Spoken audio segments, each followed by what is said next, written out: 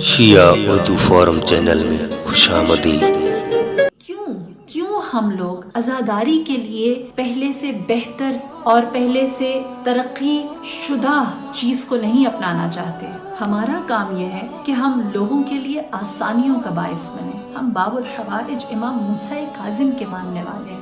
ہمارا فرض یہ بنتا ہے کہ ہمارے وجود سے معاشرے میں موجود کسی بھی فرد، کسی بھی انسان، دور کی بات کسی زیرو کسی جانور کو نقصان نہ پہنچے۔ میری اور آپ کی ذمہ داری بہت بڑی ہے۔ ہماری وجہ سے معاشرے میں کسی طرح کی بھی وبا کے پھیلاؤ نہیں، ہم تو اس کو روکنے والے ہیں۔ ہم تو فکری وباؤں کو روک رہے ہیں، ہم فکری انحطاط کو روک رہے ہیں، ہم روحانی طور پر کتنی وباؤں کو روکنے والے ہیں۔ ہم لوگوں کے اندر پیدا ہونے والی جذباتی سوء ظن پر مبتلا وبا کو روکنے والے ہیں۔ تشیع کی خوبصورتی یہ ہے کہ ہم سب سے پرانی تحریک جو سید الشہداء کی ہے اس کو لے کر چل رہے ہیں، اور کبھی بھی ہم نا امید نہیں ہوتے، کبھی بھی اس کے اندر ہم لوگ کوئی انحراف نہیں آنے دیتے۔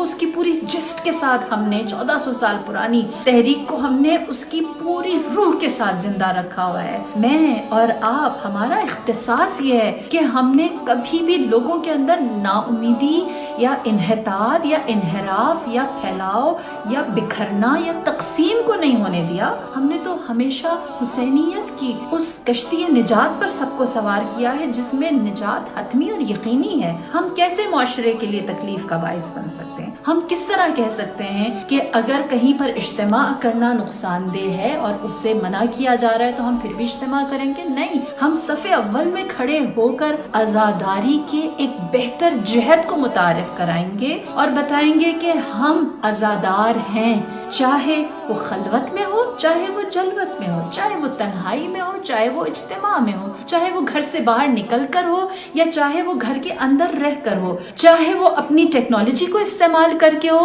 یا چاہے وہ ایک اچھی فکر کو اپنا کر اس کا انتشار کر کے یا اس کو پھیلا کر ہو۔ ہمارا فرض یہ ہے کہ جو روح ہے اہل بیت کی تعلیمات کی، ہم اس کو پہنچائیں، اور اگر ہم اس کو پہنچانے میں کامیاب ہو جاتے ہیں تو یقین جانیے، میں بطور ذاکرہ یہ بات کہوں گی، مجھے کبھی بھی موقع نہ ملتا کہ میں اتنا بڑا دن اپنے بچوں کے ساتھ ان کے ہمراہ رہ کر گھر پہ گزاروں۔ آج میں گھر پہ اگر آن لائن مجلس پڑھ رہی ہوں تو مجھے یہ لگتا ہے کہ میرے گھر میں عزا خانہ آ گیا ہے، میرے گھر میں مجلس کا انعقاد ہو رہا ہے، اور اس سے بہتر اور کوئی توفیق نہیں ہو سکتی۔ ہر گھر جہاں حبدار موجود ہے وہ گھر عزا خانہ ہے۔ آپ کا کمرہ عزا خانہ ہے، آپ کا ڈرائنگ روم عزا خانہ ہے، جہاں بیٹھ کر آپ باقاعدہ مجلس کا انعقاد کریں، بیٹھیں اور اسے بھرپور انداز میں کریں۔ یہ روح ہے جو ہم نے منتقل کرنی ہے۔ اس طرح کی تعلیمات میں کوئی فرق آنے نہیں دینا، اور اگر ہم یہ کر لیتے ہیں نا تو یقین جانیے